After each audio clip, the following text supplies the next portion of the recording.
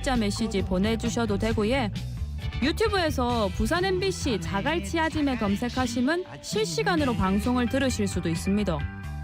자갈치 아지매에서는 여러분의 의견을 항상 기다리고 있습니다. 많이 많이 참여해 주이소. 이제는 자랑스런 자갈치 바라보며 속이 뻥 뚫리는 부산 바다, 자그마한 포구. 한 학자는요, 경관자원은 지역이 가진 문화의 역사의 결과물이라고 말합니다. 그림 같은 해안가를 고층 아파트가 둘러싸고 있는 풍경을 한번 떠올려 보시겠습니까?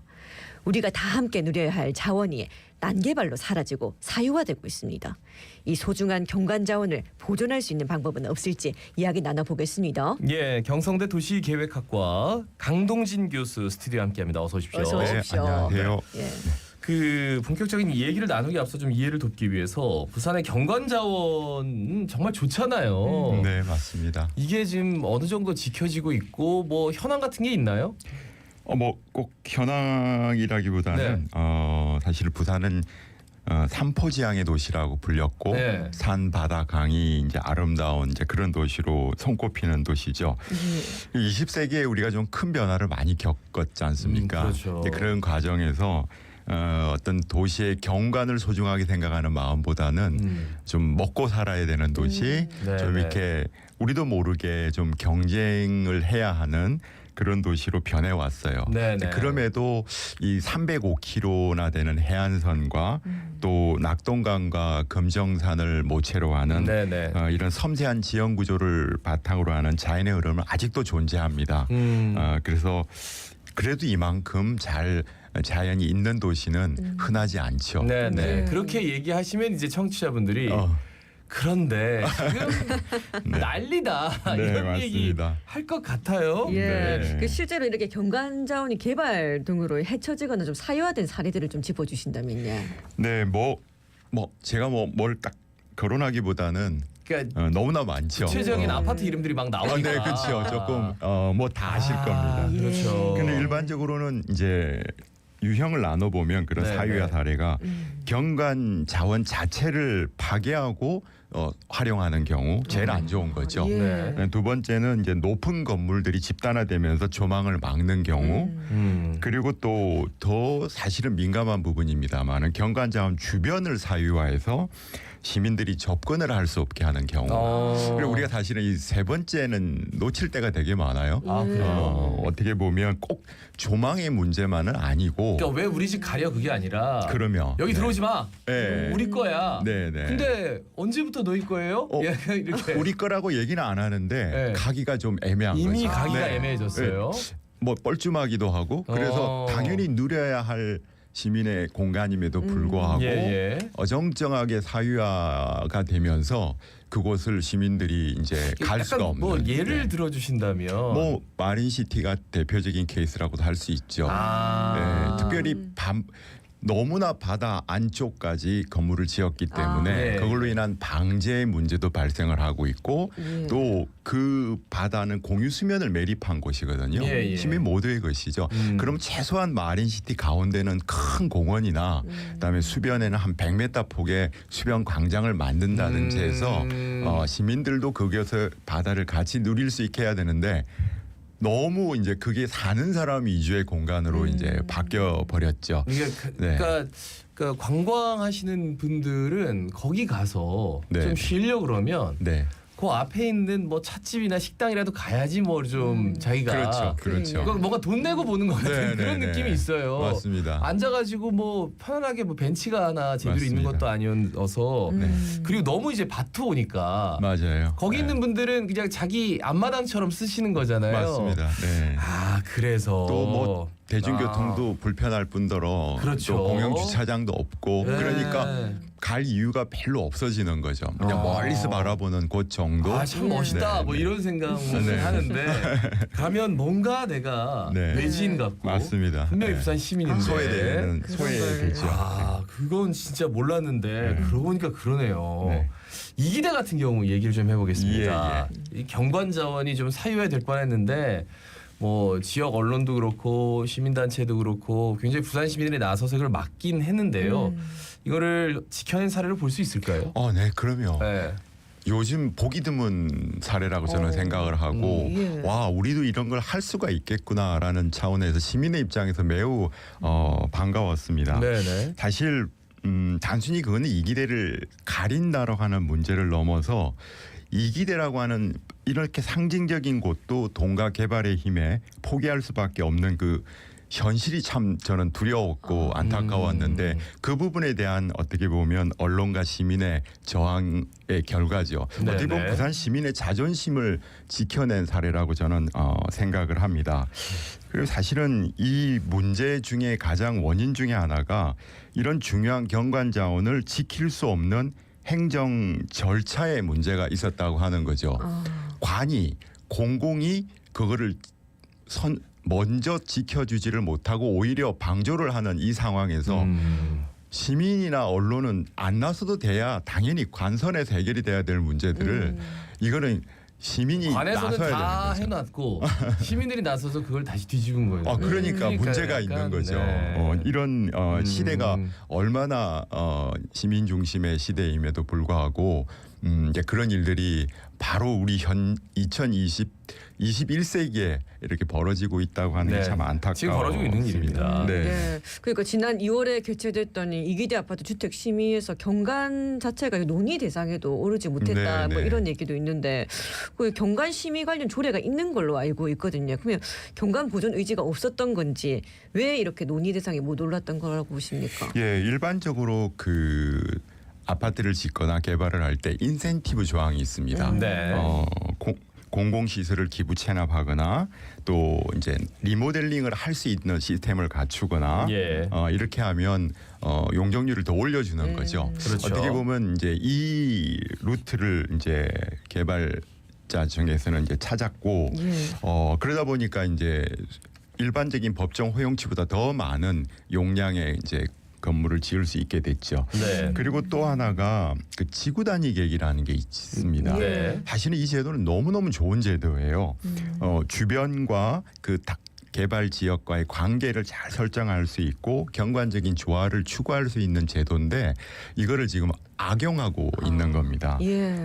그러니까 지구 단위 계획을 대강이라도 수립을 네, 하면 네, 네. 그 의제 처리 대상이 되고 그러면 이제 이런 부분을 다 생략을 할 수 있는 절차에 그런 부분이 있죠. 그래서 어떻게 보면 지구 단위 계획을 제대로 수립을 해서 좋은 단지로 만들어야 되는데 지구 단위 계획을 오히려 법적 절차를 쉽게 통과시키는 걸로 좀 지구 단위 악용을 하고 계획이 있는 아무것도 거죠. 없었을 때 이제 만들어지는 거니까 그렇죠. 거기에 이제 디테일이 안 들어가면 네. 여차하면은 맞습니다. 난개발이 될 수 네, 있고. 난개발도 될 수 있고 이거를 정말 누군가가 좀 이용할 수 있는 여지가 네. 많아지는군요. 그렇죠. 그리고 또 하나가 우리가 통합심의라고 하는 걸 해요. 네, 예. 뭐 통합심의. 여러 가지를 이제 한꺼번에 통합심의를 하면 되게 네. 말로나 시스템상으로는 좋은 제도죠. 네.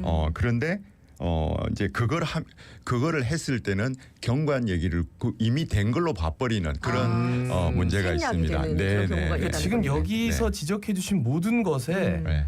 경관 문제가 다 빠져 있네요. 네. 아. 우리 잘 아는 LCT도 똑같은 프로세스를 거쳐왔습니다. 그렇죠. 과거에. 예. 그러니까 지금 수정을 못 하고 있는 거예요. 사이즈가 작을 뿐이었지 비슷한 케이스라고 보시면 됩니다. 공공시설 기부 체납이 그럼 뭘로 이루어진 거죠? LCT 같은 여기는 경우는? 제가 알고 LCT. 예. 여기 이거 뭐 여기는 이기대 같은 경우에는 도로였죠. 도로였죠? 그 네. 도로가 근데 단지 주민들을 위한 도로지 그게 네. 우리 부산 시민 전체를 위한 도로는 또 아니 아니죠. 왜 부산 시민들도 다 다니면 되지라고 그렇게 하겠지만 얘기하죠. 거기서 네, 네. 가장 많이 다니는 분들은 네. 거기 도로 안 놓으면은 못 사는 아파트 그렇죠. 우리 주민들이라는 접근성이 거죠. 떨어지는 곳이니까요. 그래요. 그러니까 그런 식으로 네네. 좀 악용을 하는 게 가장 큰 문제라고 할 수 있습니다. 그러니까 통합심의도 그렇고 지구 단위 계획도 그렇고 지금 용적률을 올려주는 이런 제도들도 그렇고 여기 모두에 경관이라는 거는 아예 빠져 있어서 그런데 시민들은 아니 저기 저렇게 좋은 경관이 있는데 저기다가 저걸 짓는다고? 그러니까 라고 처음 얘기하는데 다 빠져 있네요. 그 제도가 네. 저기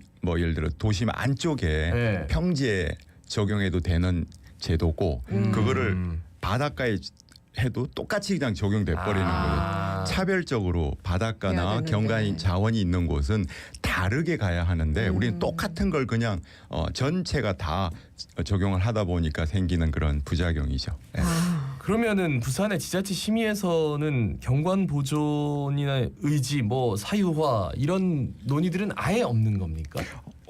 있죠. 있어요? 있고 또 그런 데에 대한 여러 가지 어떤 과정을 거치기나 하는데 그게 제대로 작동을 하고 있지 못하고 그냥 말로만 뭐 한다든지 또 하나는 개발 대상지만 놓고 경관 심의를 해요. 아. 그러니까 사실은 경관의 문제는 그 대상지 자체만 갖고 하기보다는 주변 자연과의 관계라든지 이걸 논의를 해야 되는데 예. 사실은 저도 해봤어 알아요 옛날에.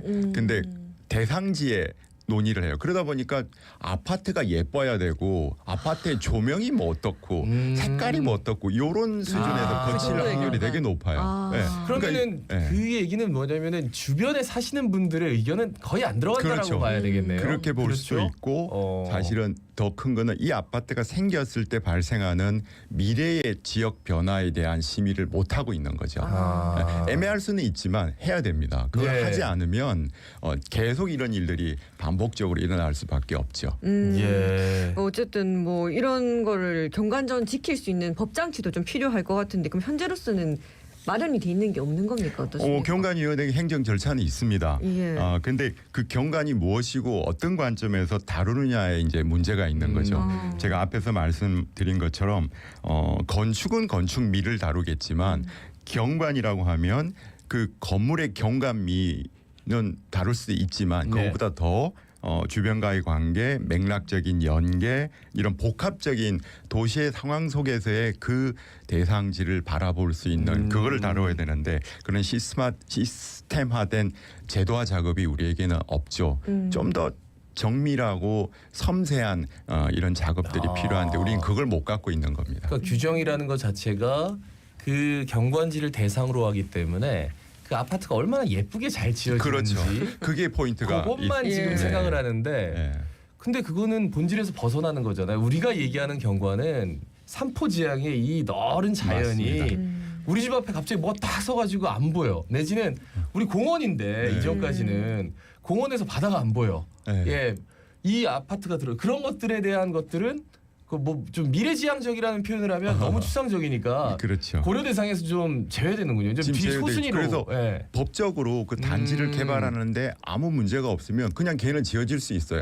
주변에서 아무리 싫고 문제가 있다고 지적을 해도 아유. 밀고 나가면 되는 거죠. 헐. 예, 그게 이제 지금 우리 사회가 부산만의 문제는 아닙니다. 예. 전국의 예. 문제죠. 예. 그래서 뭐 이 시스템 구축이 필요하다라는 말씀을 하고 계신 건데 좀 이 얘기를 좀 풀어주신다면요.